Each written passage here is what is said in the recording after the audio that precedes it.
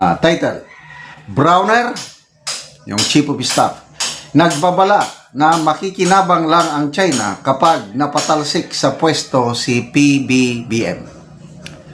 Nagbabala si AFP Chief of Staff Romeo Browner na China ang makikinabang kung mapatalsik sa pwesto si Pangulong Bongbong Marcos Jr.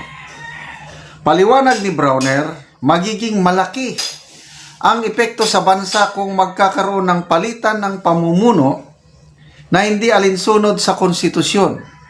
Kasama na dito ang pagbibitiw ng suporta ng kasandaluhan para mapatalsikin si Marcos. Sabi ng Chief of Staff, number 1, the economy of our country, if we allow extra constitutional means of changing the government, ang kawawa po yung ating ekonomiya. Babagsak yung ating ekonomiya. Right now, even if we don't have this extra constitutional means, nakikita na natin bumabagsak na. Correct. Nandyan ang Pangulo. Diba bagsak na bagsak ngayon ang ating ekonomiya? How can we be sure? Ito, ayoko ng extra constitutional means. Gusto ko na kung anong nakalagay sa konstitusyon, yun lang. Either kung voluntaryo siyang mag-resign, okay, ganun. Kung ayaw niyang mag-resign, tuloy niya hanggang 2028. Nakahanda kong magtiis hanggang 2028. Ang tanong, nandyan siya, nakaupo, bagsak na bagsak ang ating ekonomiya, how can we be sure na hanggang 2028, makaka-recover tayo sa pagkalugmok ng ating ekonomiya? Yung, Corruption Perception Index. It's a yearly report ng Transparency International Incorporated. Kawawang bansa. Dati na tayong yung ranking natin corrupt, lalo pa tayong naging corrupt sa 2025. Noong 2024, pang 114 tayo sa pinaka-corrupt na country. Ibig sabihin, out of 182 countries, kung mas mababa yung ranking mo, mas corrupt ka. So, noong 2024, number 114 tayo. 2024. 2025, bumagsak tayo ng 6 rank o 6 pababa. 120 na tayo.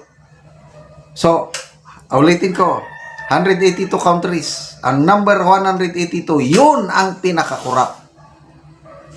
Nasa 120 na tayo. So, top 60. Paano pa tayo makakahikayat ng mamumuhunan sa ating bansa nang dahil sa korupsyon, nang dahil sa pamumuno ng administrasyong ito? Yun ang tanong. Balik tayo dito sa issue.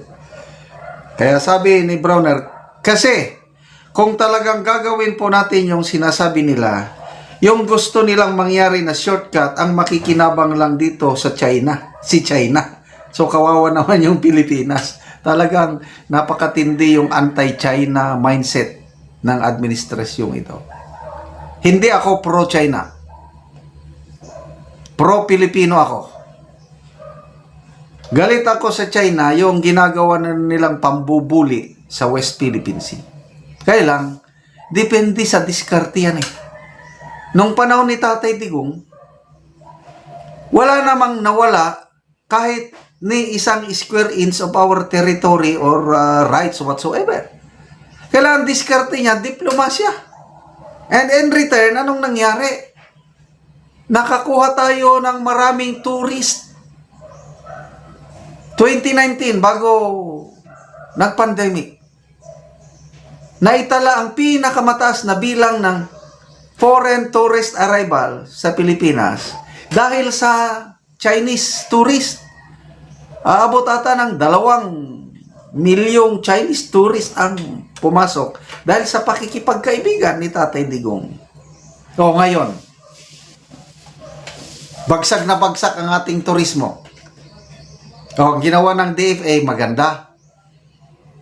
Nag-offer sila ng visa-free entry ng for Chinese nationals. Maganda na sana eh. Anong ginawa ni Tariela? Ginawa niyang katatawanan ang presidente ng China. Anong ginawa ni Tulfo? Nag-challenge siya, layas kayo dito. Anong ginawa ni Soto? Persona non grata. Gustong... Oh, anong resback ng China? Sa nabasa ko lang na posa, yung China, meron ng travel advisory. Mainland China, Macau, Hong Kong, travel advisory na dinidiscourage sa mga Chinese nationals na pumunta dito sa bansa. O ano ngayon? Mga resibo na di umano, ang Pangulo mismo ay talagang nakakatanggap ng kickback galing sa flood control scandal inilabas ng Makabayan Black. Text messages between the president and yung alleged bagman, yung nag-resign na Yusek Adrian Bersamin, yung pinangalanan ni Saldico. Wow! Grabe! Pakinggan natin. Mano ng mensahe sina Pangulong Marcos at dating Undersecretary Adrian Bersamin kaugnay ng kickback sa flood control projects. Ipinakita raw yan kay Congressman Antonio Tino at sa iba pang kongresista ni Batangas 1st District Representative Leandro Leviste. May report si Tina Panganiban Perez. Kahit tuluyan ang ibinasura ng Kamara ang 2 impeachment complaints laban sa Pangulo, hindi pa sumusuko ang Makabayan Bloc na endorser ng ikalawang reklamo. Sabi ni ACT Teachers Party List Representative Antonio Tino, may ebidensyang lumahok at nakinabang si Pangulong Marcos sa kickbacks mula sa flood control projects. Yan ang umano'y palitan ng text messages ng Pangulo at ni dating Presidential Legislative Liaison Office o PLLO Undersecretary Adrian Bersamin noong nakaraang taon. Mga komunikasyon sa pagitan mismo ng Pangulo at saka ni Undersecretary Adrian Bersamin. Ang lumalabas talaga ay siya yung personal runner, ibig sabihin utusan, bagman, Bersamin. Complete na po ang 7.122 delivery sa akin. Tapusin ko po computation today. That was March 24, from July 10, 2025. Ito nga yung nagpapabot si Bersamin na meron pong cash delivery. Dadalhin natin sa 2 billion, dadalhin sa Nara residence. Okay? At ang sabi naman ng Pangulo, quote, sasabihan ko si June Baris. Quote. Matatandang si Bersamin ang itinuro noon ni dating Congressman Saldico na nagkumpirma sa kanyang may pinapa-insert umanong 100 billion pesos si Pangulong Marcos sa budget. Si Bersamin din daw ang nagbigay kay Ko ng listahan ng mga pinasisingit na proyekto na mula umano sa Pangulo. Kahasa na itong itinanggi ng Malacanang noon. Ayon pa kay Tino, pwedeng ibangga ang umano'y text messages sa pahayag noon ni dating DPWH Undersecretary Roberto Bernardo. I-correlate natin ito dun sa salaysay naman ni Bernardo na in March, meron siyang kinomplete na mga deliveries including one delivery of is it around 2 billion ganon, in an armored van. Diba? Sabi ni Tino, nakarating din kay Congressman Edgar Erice at iba pang kongresista ang palitan ng mensahe. Ang nagpakita raw ng messages, si Batangas 1st District Representative Leandro Leviste. Isa nga po si Congressman Leviste sa sources. Yes. Ipapakita rin niyo po ba sa amin yung pong text messages? Ako? Aba. Well, you know, it's better that, for example, Congressman Leviste be the one. Bakit? Because he can explain the provenance of these records. Siya ang mas makakapagpaliwanag kung paano napasakamay sa niya ang mga records na ito. Sinubukan ng GMA Integrated News na kumpirmahin ito kay Leviste. Pero sabi lang ni Leviste sa kanyang social media post, panoorin na lang daw ang mga pahayag ni Natinio at Erice. Kinumpirma naman ni Erice sa isang text message na ipinakita ni Leviste ang palitan ng messages ng Pangulo at ni Bersamin. Anya, natakot daw si Bersamin na maging fall guy kaya gumawa ito ng affidavit sa bahay ni Leviste sa Batangas. Ulo. Nagpakita pa raw si Leviste ng CCTV footage ng pagdating ni Bersamin at Ulo. ng ilang abogado sa bahay ni Leviste. Pinag-aaralan daw ng grupong makabayan kung paano pa magagamit bilang ebidensya ang text messages. Hinahamon natin ang Office of the Ombudsman, gayon din ang kapulungan na ito. Itong bagong developments na ito, seryoso at hindi dapat ipagsawalang bahala. Giit naman ang Malacanang, walang katotohanan ang mga ibinabato ngayon sa Pangulo na mula raw sa mga nais magpatalsik sa kanya. La. Tina Panganiban Teres, nagbabalita. Okay, so salamat Congressman Leandro Leviste. Kaya maraming nagtatangka sa buhay niya, maraming gusto siyang patahimikin. Diba may balita na ino-offeran siya ng kapwa niya kongresista na magbakasyon sa abroad.